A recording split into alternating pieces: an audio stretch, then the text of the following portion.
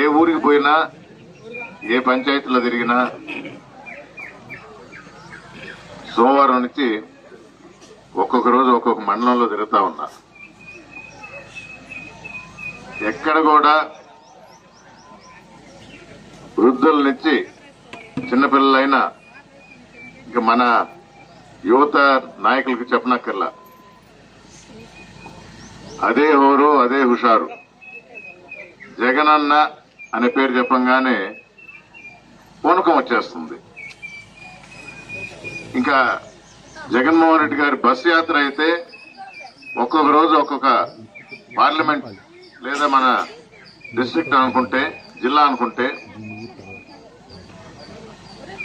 తెలుగుదేశం మీకు తెలుసో లేదో ఈరోజు 14 మన ఎలక్షన్ మొదట విడతలో ఉండాల, అంటే ఎల్లుండి 16వ తేదీ ఉండింది.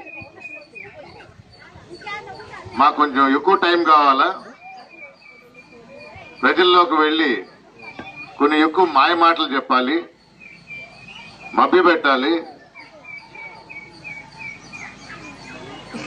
లేనిపోనివన్నీ వాళ్ళ మధ్యలోకి ఎక్కించాలి అని బీజేపీ ఎప్పుడైతే మిత్రపక్షం అయిందో కూటమిలో ఒక నెల అదనంగా తీసుకున్నారు. అంటే మన ఎలక్షన్ ఇప్పుడు మే 13కి మారింది. ఒక నెల ఎక్కువ రోజులు వచ్చింది కదా అని జగన్మోహన్ రెడ్డి గారు బస్సు యాత్ర పెడతామన్నారు. పులివెందుల నుంచి మొదలు పెట్టారు. 3వ రోజుకి చంద్రబాబు తలపట్టుకున్నాడు.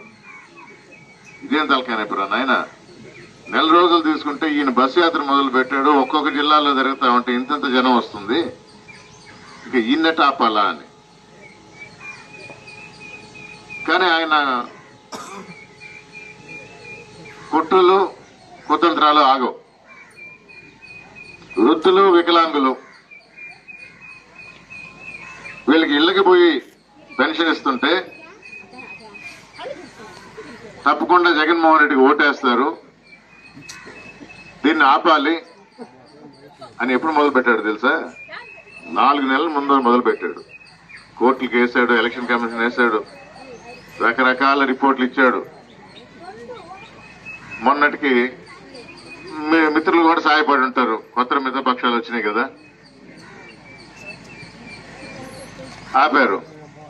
55 నెలలుగా నేను వచ్చిన తర్వాత 2000 అంటే ఎలక్షన్ ముందర 1 నెల ఇచ్చాడు.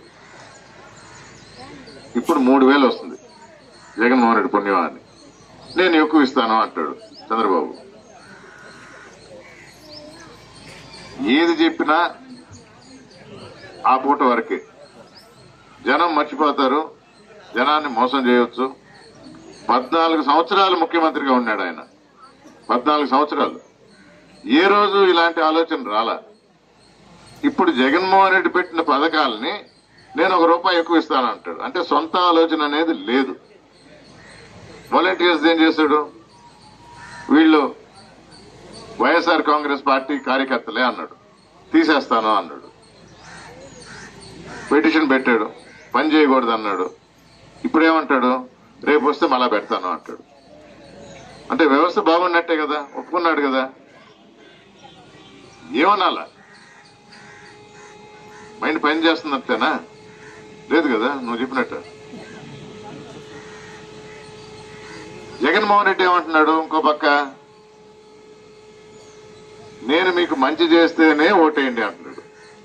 ఎవరికుంటుంది దానిలో ధైర్యం? దమ్మున్నాడు, మనసున్న మహారాజు. మరిన్ని వీడియోస్ కోసం ఛానల్ ని సబ్స్క్రైబ్ చేయండి. లేటెస్ట్ అప్డేట్స్ కోసం వాట్సాప్ ఛానల్ ని ఫాలో చేయండి. అండ్ లింక్ డిస్క్రిప్షన్ లో ఉంది.